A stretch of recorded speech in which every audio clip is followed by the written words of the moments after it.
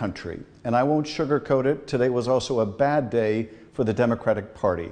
Let me explain. Today we took up that 6-month CR, or continuing resolution, giving Donald Trump 6 more months to continue doing what he's doing, tearing down our agencies, firing federal workers, cutting Medicaid, closing Social Security office, devastating veterans, laying off veterans. We just gave him 6 more months to continue down that destructive path. We in the Congress gave up our authority, gave up our power to allow him to continue to do this because we feared something worse if we refused. Now, I made it clear I think that was the wrong judgment. I strongly oppose this CR, but nevertheless, it passed. Why is this a bad day for the country? We have to step back and understand what our founders did when they established the Constitution and our set of checks and balances. Our founders understood that, as Madison said, men were no angels. If they were angels, there would be no need for government. So we needed a government, but we also needed to make sure that that government divided up power so that no one could become too powerful.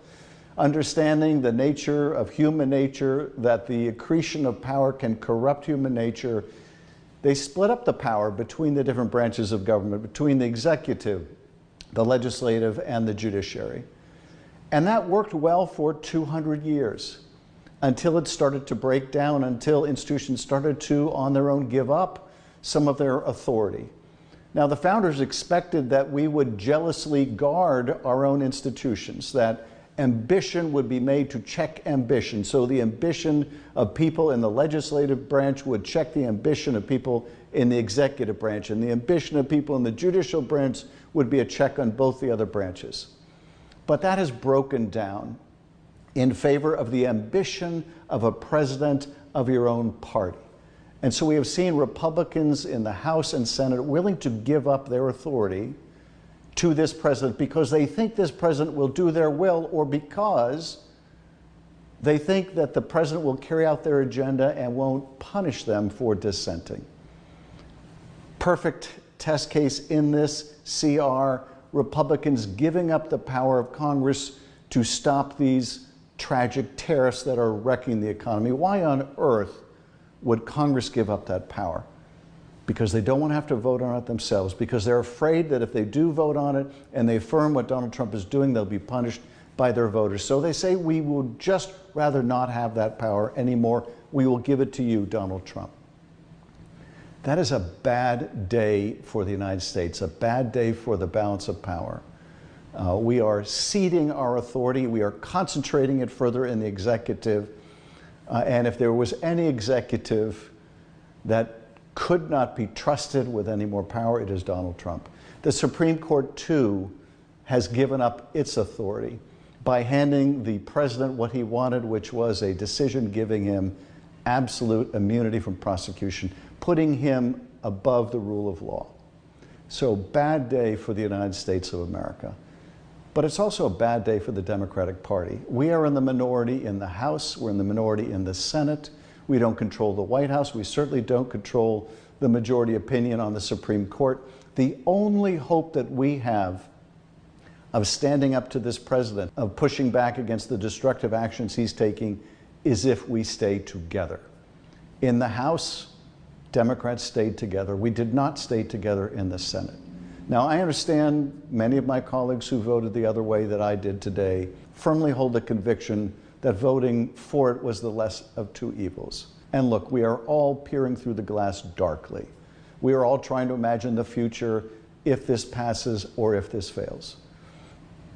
But one thing is very clear, and that is without unity, without common agreement between Democrats in the House and in the Senate and amongst ourselves, we have no power to stop this president.